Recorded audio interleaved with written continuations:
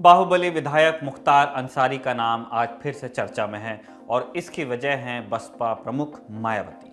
आज मायावती ने ट्वीट करके बताया कि विधानसभा चुनाव में उनकी पार्टी मऊ विधानसभा सीट से मुख्तार अंसारी को टिकट नहीं देगी। इतना ही नहीं, उन्होंने ये भी कहा कि बसपा के टिकट पर कोई दूसरा बाहुबली या माफिया चुनाव न लड़ सके, इसके लिए पार्टी के नेता काम करेंगे और इसका खास ख्याल भी रखेंगे। बसपा प्रमुख के इस हालिया घोषणा के बाद प्रश्न ये उठता है कि मुख्तार अंसारी अभी तक बसपा में थे क्यों। एक प्रश्न ये भी है कि मुख्तार अंसारी और उनके परिवार की वो कौन सी ताकत है जिसकी वजह से ये लोग कभी सपा तो कभी बसपा के प्यारे दुलारे बन जाते हैं। तो आज के प्रश्न प्रदेश में इन्हीं प्रश्नों के उत्तर तलाशने की कोशिश करेंगे। नमस्कार, मेरा नाम है निखिल और आप देखना शुरू कर चुके हैं उत्तर प्रदेश पर बेस्ड हमारा खास बुलेटिन प्रश्न प्रदेश। बाहुबली विधायक मुख्तार अंसारी, बसपा और सपा से जुड़े सवालों को टटोलने से पहले आज की सुर्खियां देखते हैं। पहली सुर्खी में बात कोरोना से जुड़े आंकड़ों की। सरकारी आंकड़ों के मुताबिक उत्तर प्रदेश के 75 में से 33 जिले कोरोना मुक्त हो गए हैं। इन 33 जिलों में कोरोना का एक भी एक्टिव केस नहीं है। पिछले 24 घंटों में यूपी के 75 में से 66 जिलों में कोरोना का एक भी नया मामला सामने नहीं आया है। सिर्फ 9 जिले अभी ऐसे बचे हैं जहां कोरोना के नए मामले सामने आ रहे हैं। राज्य सरकार के आंकड़ों के मुताबिक पिछले 24 घंटों में 2,26,000 से ज़्यादा सैंपल टेस्ट किए गए, जिनमें से केवल 11 लोगों की रिपोर्ट पॉजिटिव आई है। राज्य में एक्टिव केसेस की संख्या अब 199 रह गई है। दूसरी सुर्खी बाराबंकी से है। एआईएमआईएम के अध्यक्ष और हैदराबाद से सांसद असदुद्दीन ओवैसी के खिलाफ बाराबंकी में सांप्रदायिक सौहार्द बिगाड़ने और कोविड नियमों का उल्लंघन करने के आरोप में मामला दर्ज हो गया है। अयोध्या और सुल्तानपुर के बाद ओवैसी बीते दिन यानी 9 सितंबर को बाराबंकी पहुंचे थे। यहां प्रशासन ने उन्हें सिर्फ 50 लोगों से मिलने और आयोजन करने की अनुमति दी थी, लेकिन जनसभा में इससे ज्यादा भीड़ इकट्ठा हो गई। इसके अलावा ओवैसी पर अपने भाषण के दौरान समुदाय विशेष को भड़काने और प्रधानमंत्री व मुख्यमंत्री के खिलाफ अभद्र भाषा प्रयोग करने के आरोप भी लगाए गए हैं। बाराबंकी से भाजपा विधायक सतीश चंद्र शर्मा ने अपर मुख्य सचिव गृह को चिट्ठी लिखकर असदुद्दीन ओवैसी के खिलाफ कार्रवाई करने की मांग की थी, जिसके बाद बाराबंकी पुलिस ने स्थानीय चौकी इंचार्ज की तरफ से असदुद्दीन ओवैसी और आयोजकों पर शहर कोतवाली में एक एफआईआर दर्ज कराई है। तीसरी सुर्खी रामपुर से है। उत्तर प्रदेश सरकार ने जौहर यूनिवर्सिटी की 70 हेक्टेयर जमीन को अपने कब्जे में ले लिया है। बीते दिन यानी 9 सितंबर को यूनिवर्सिटी पहुंची तहसीलदार की टीम ने जमीन का कब्जा लेने के साथ ही मौलाना मोहम्मद अली जौहर ट्रस्ट को बेदखल कर दिया। कार्रवाई के बाद तहसीलदार सदर प्रमोद कुमार ने मीडिया को बताया कि एडीएम प्रशासन के अनुसार 70 हेक्टेयर यानी लगभग 1400 बीघे जमीन पर सरकारी कब्जा किए जाने की कार्रवाई हो गई है। अपर जिलाधिकारी महोदय द्वारा अपने आदेश में 70 हेक्टेयर जमीन को राज्य सरकार में नीति किया गया था, जिसकी अपील हाईकोर्ट को दी गई थी। हाईकोर्ट में इस अपील को खारिज कर दिया गया था। इसके बाद एक कब्जा और दखल के लिए आए थे। डीसी साहब ने कहा कि इसे हस्ताक्षर करने से इनकार कर दिया है, तो अब ये जो है 2 गाँवों के समझ जो है दखलनी कार्रवाई पूर्ण कर ली जाएगी जो नियम के अनुसार। रामपुर सांसद और सपा सरकार में मंत्री रहे आजम खान ने रामपुर में मौलाना अली जौहर के नाम पर यूनिवर्सिटी स्थापित की थी। यूनिवर्सिटी का संचालन मौलाना मोहम्मद अली जौहर ट्रस्ट करता है। आजम खान इस ट्रस्ट के अध्यक्ष हैं और उनकी पत्नी रामपुर विधायक तंजीन फातिमा सचिव हैं। यूनिवर्सिटी बनाने के लिए जिस जमीन का अधिग्रहण किया गया था उसे लेकर शुरू से विवाद रहा है। अब प्रशासन की कार्रवाई के बाद यूनिवर्सिटी के पास केवल 12.5 एकड़ की जमीन बची है। तो यहाँ होती हैं सुर्खियां खत्म। अब बात बड़ी खबर की। विधानसभा चुनाव से पहले पार्टियों में नेताओं के शामिल होने और उनका पत्ता कटने का सिलसिला जारी है। पिछले महीने ही बाहुबली विधायक मुख्तार अंसारी के बड़े भाई सिबगतुल्लाह अंसारी बहुजन समाज पार्टी छोड़कर समाजवादी पार्टी में शामिल हो गए थे। सिबगतुल्लाह अंसारी गाजीपुर की मोहम्मदाबाद सीट से विधायक रह चुके हैं और पिछले विधानसभा चुनाव में उन्हें हार का सामना करना पड़ा था। और आज ही खबर आई कि बहुजन समाज पार्टी ने मऊ से विधायक मुख्तार अंसारी का पत्ता काट दिया है। पार्टी के मुताबिक अगले विधानसभा चुनाव में मऊ से मुख्तार अंसारी की जगह बसपा के प्रदेश अध्यक्ष भीम राजभर को पार्टी का उम्मीदवार बनाया जाएगा। इस बात की आशंका तभी से जताई जा रही थी जब मुख्तार अंसारी के भाई सिबगतुल्लाह अंसारी ने हाथी की सवारी छोड़कर साइकिल चलाने का मन बना लिया था। सबसे पहले आपको बताते हैं कि आज इस मसले पर बसपा प्रमुख मायावती ने कहा क्या।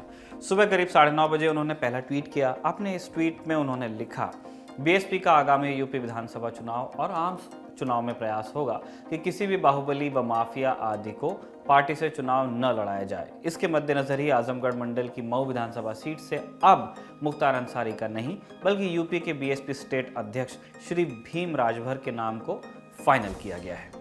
इसके कुछ मिनटों बाद उनका दूसरा ट्वीट आता है और इसमें वो कहती हैं, जनता की कसौटी व उनकी उम्मीदों पर खरा उतरने के प्रयासों के तहत ही लिए गए इस निर्णय के फलस्वरूप पार्टी प्रभारियों से अपील है कि वे पार्टी उम्मीदवारों का चयन करते समय इस बात का खास ध्यान रखें ताकि सरकार बनने पर ऐसे तत्वों के विरुद्ध सख्त कार्रवाई करने में कोई भी दिक्कत न हो।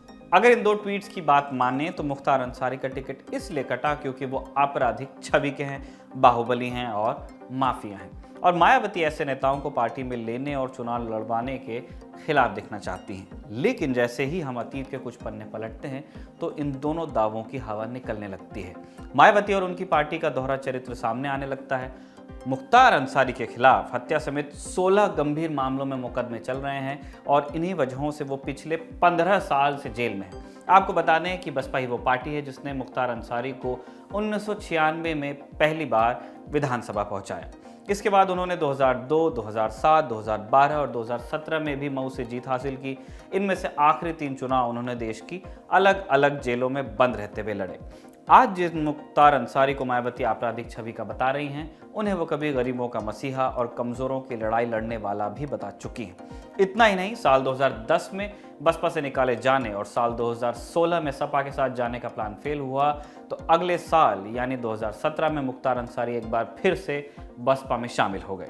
इस मौके पर मायावती ने उनके बारे में कहा कि मुख्तार का पूरा परिवार बसपा से चुनाव लड़ता रहा है, किसी दबाव में वो चले गए थे, अब लौट रहे हैं तो उनका स्वागत हो रहा है। खुद सुनिए तब मायावती ने क्या कहा था। मुख्तार अंसारी के परिवार ने, पूरे परिवार ने बीएसपी के झंडे व बैनर के तले एमपी व एमएलए आदि के चुनाव भी लड़े थे, ये भी आप लोगों को जानकारी है। लेकिन कुछ समय के बाद सपा के दबाव में आकर फिर इनको बीएसपी से अलग होना पड़ा और जिसका इन्होंने अब पश्चाताप भी किया है, जिसे ध्यान में रखकर ही आज पुनः इनको बीएसपी में शामिल किया जा रहा है। आप ही बताइए मायावती के किस बयान को सही माना जाए, अभी वाले को जो 2 ट्वीट्स के माध्यम से आया है या जो कैमरे में कैद है और कुछ साल पुराना है। हमने अपना यही संशय और सवाल बीएसपी के राष्ट्रीय प्रवक्ता सुधींद्र भदौरिया के सामने रखा। हमने भदौरिया से पूछा कि तब अगर मुख्तार अंसारी चुनाव में लड़ने लायक थे, पार्टी में रखने लायक थे, तो अब अचानक से उन्हें बाहर क्यों कर दिया जा रहा है। जिस दिन वो लड़ रहे थे उस दिन अगर पार्टी के लोग और जानकारी में ला देते, आप मुझे बताइए कि उनसे कम बड़े अपराधी अतीक अहमद, हमारे विधायक पाल की हत्या करने वाले लोग, वो समाजवादी पार्टी में रहे, ददुआ के लोग समाजवादी पार्टी में रहे। मैं एक तरफ से लिस्ट गिनाऊं कितने अपराधी वहां रहे हैं, उनकी दर्जनों की तादाद है। पश्चिमी उत्तर प्रदेश से लेके पूरब तक वो सब अपराधी लोग तमाम अन्य पार्टियों में रहे। ये मैं मान सकता हूं कि कुछ 1-2 लोग हमारे अंदर बैकडोर से या किसी माध्यम से घुस गए हों, पर हमको पता चला, हमने निकाला।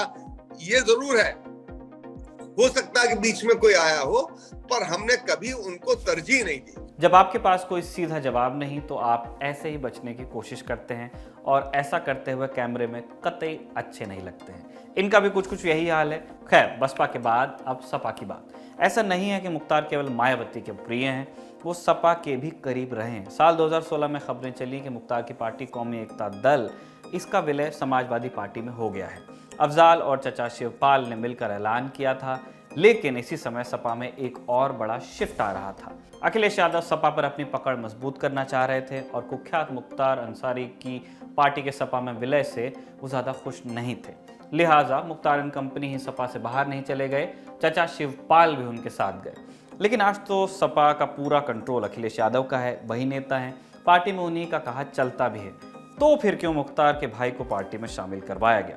और जिस वजह से कहा जा रहा है कि देर सवेर खुद मुख्तार अंसारी भी साइकिल की सवारी कर सकते हैं, आपने दोनों पार्टियों की स्थिति समझ ली और ये भी समझ लिया कि क्यों सालों से जेल में बंद होने और एक के बाद एक मुकदमा झेलने के बाद भी मुख्तार अंसारी का रसूख कम नहीं हो रहा। अब ये समझने की कोशिश करते हैं कि क्यों अंसारी परिवार को पार्टियां चाहती रही हैं। क्या वजह है कि मुख्तार और उनके भाई कभी सपा तो कभी बसपा के करीब रहते हैं? इस सवाल का सही और सटीक जवाब जानने के लिए हमने पूर्वांचल की राजनीति को समझने और अंसारी परिवार को करीब से देखने वाले पत्रकार उत्पल पाठक से फोन पर बात की। सुनिए उन्होंने क्या कहा।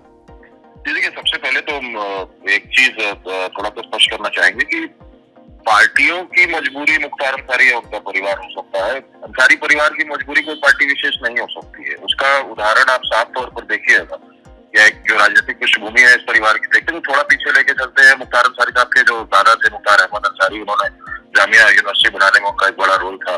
कांग्रेस में एक उनकी बड़ी पैठ थी, और महात्मा गांधी जब पूर्वांचल के दौरे पे तो उनके घर पे भी रुके थे काशी से गाजीपुर जाने के दौरान।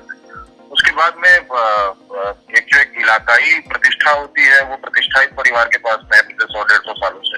उत्तर प्रदेश की राजनीति इस समय बहुत अजीब मौके पे खड़ी हुई है, और उसमें मुख्तार अंसारी का इस्तेमाल जो है सिर्फ भारतीय जनता पार्टी ही नहीं कर रही है, बल्कि मुझे लगता है कि वो इस्तेमाल बाकी क्षेत्रीय पार्टियां भी करेंगी अपने अपने तरीके से। भारतीय जनता पार्टी के लिए सबसे बड़ा इस्तेमाल यह है कि वो आग के लिए पानी का डर बना रहना जरूरी है। तो जितना ज्यादा वो चर्चा करेंगे मुख्तार अंसारी की, उतना ज्यादा उनको कम्युनल पोलराइजेशन का फायदा होगा। ठीक है, एक आध तो सीट भले अंसारी परिवार जीत जाएगा, लेकिन लार्जर पिक्चर अगर आप देखें तो एक बड़ी तस्वीर ऐसे सामने आएगी कि पूर्वांचल में हो सकता है कम्युनल पोलराइजेशन का डर दिखा करके भारतीय जनता पार्टी को दोबारा लाभ मिल जाए अधिकांश सीटों पर। तो ये तो एक उनका पहलू हो गया। जहाँ तक बहन जी की बात है, बहन जी की पार्टी इस बार वापस अपने 2007 वाले ब्राह्मणवाद के स्ट्रीम पर आ चुकी है, और उसके बाद उन्होंने कहा कि इस बार हम किसी भी अपराधी को टिकट नहीं देंगे। दरअसल इस बार बसपा, जैसे हर चुनाव में होता था कि बहुजन समाज पार्टी का टिकट पाने के लिए लोग या लेने के लिए लोग बहुत हद तक ललायित रहते थे। यहाँ तक कि पिछले 2017 के भी चुनाव में ऐसा देखा गया कि एक समय में बड़े बड़े राजनीतिक विश्लेषकों को भी लग रहा था कि बहुजन समाज पार्टी की सरकार आ रही है, तो बहुत सारे लोग उनका टिकट पाने के लिए लड़ाए थे, लेकिन नतीजा कुछ और आया, भारतीय जनता पार्टी की मेजॉरिटी में सरकार आ गई। इस बार बहुजन समाज पार्टी बहुत फूक फूक के कदम कर रही है। और मुख्तार अंसारी जैसे अपराधियों के साथ पार्टियां मिलकर चुनाव लड़ती हैं, अपनी पार्टी के लिए चंदा जुटाती हैं, और जब मौका लगता है तो राजनीति के अपराधीकरण पर ज्ञान भी देने लगती हैं। ऐसे में फैसला आपको यानी जनता को करना है। क्या आपको अपना प्रतिनिधि या नेता ऐसा चाहिए जो सालों तक जेल में बंद रहे, जिसके खिलाफ कई आपराधिक मुकदमे दर्ज हों, या जिसकी छवि आपराधिक हो? चुनाव आ रहा है, तय कर लीजिए। फिलहाल हम कार्यक्रम में आगे बढ़ते हैं और पूछते हैं क्या हाल है यूपी। आप जानते हैं हमारी एक टीम यूपी की यात्रा पर है। संपादक सौरभ द्विवेदी 11 सितंबर को यानी कल अलीगढ़ में होने वाले हैं। आप वहां उनसे मिल सकते हैं, और इसके लिए अपना नाम, पता और नंबर lt.chunav@gmail.com पर मेल कर सकते हैं। आइए आपको अब इस टीम द्वारा भेजी गई रिपोर्ट का एक छोटा सा हिस्सा दिखाते हैं। कितने सुंदर सुंदर से क्वेश्चन दिख रहे हैं स्क्रीन पे, लेकिन अभी इन क्वेश्चंस की पैदाइश के वक्त में कुछ बदलाव है, कुछ देरी है। ये 2022 का कलेक्शन है। हम नोएडा में हैं, एक ऐसी फैक्ट्री में जहाँ पर दुनिया जहाँ के लिए क्वेश्चन बनते हैं। अमेरिका और यूरोप के ज़्यादातर क्वेश्चन हमारे हिंदुस्तान से, हमारे नोएडा से तैयार होके जाते हैं। हम जब यूपी के हालचाल की यात्रा के क्रम में नोएडा अपने हाल फिलहाल के हिसाब से होम डिस्ट्रिक्ट पहुँचे, वैसे तो वही जालौन है, तो हमें लगा कि अलग अलग वर्ग के लोगों से जब बात कर रहे हैं तो नोएडा के कारोबारियों से भी बात करनी चाहिए, क्योंकि ये यूपी का एक बड़ा हब है। उसी क्रम में हम इस कुशन फैक्ट्री में पहुंचे। जरी जी आप देख रहे हैं, सब ब्यूटीफुल रेंज, कितना सुंदर सुंदर सा कलर पैटर्न है, और ये कितने सुंदर सुंदर से कारोबारी हैं जो रात दिन एम्प्लॉयमेंट दे रहे हैं। आई होप पैसा कमा रहे हैं और दूसरों को भी कमा रहे हैं। तो इन कारोबारियों से बात करेंगे क्या अच्छा बुरा रहा। और हिंदुस्तान सोने की चिड़िया कहलाता था, इसका मतलब यहाँ का कारोबार खूब तरक्की करता था। तो प्रो बिजनेस माहौल कैसे हो, है ना, जो एंटरप्रेन्योर हैं उनके लिए क्या सहूलियतें हों, क्या उन्हें दिक्कतें आती हैं, उन सब के बारे में, और क्या अपॉर्चुनिटीज़ हैं, अपन बात करेंगे। जी सर, क्या नाम है आपका? मेरा नाम सर अवनीश कुमार गौतम है, और हम यहाँ पे होम फिनिशिंग की फैक्ट्री चलाते हैं। हमारे पास अप्रॉक्सीमेटली 300 वर्कर हैं जिनको हम एम्प्लॉयमेंट प्रोवाइड करते हैं। थोड़ा अवनीश बाबू और खोल के बताइए, होम फर्निशिंग मतलब ये सब क्वेश्चन के अलावा और कुछ भी आता है इसमें? होम फर्निशिंग का मतलब जितनी भी चीज़ें होम डेकोरेशन में यूज होती हैं वो सारे प्रोडक्ट्स आते हैं। उसमें पिलो एक कैटेगरी होती है।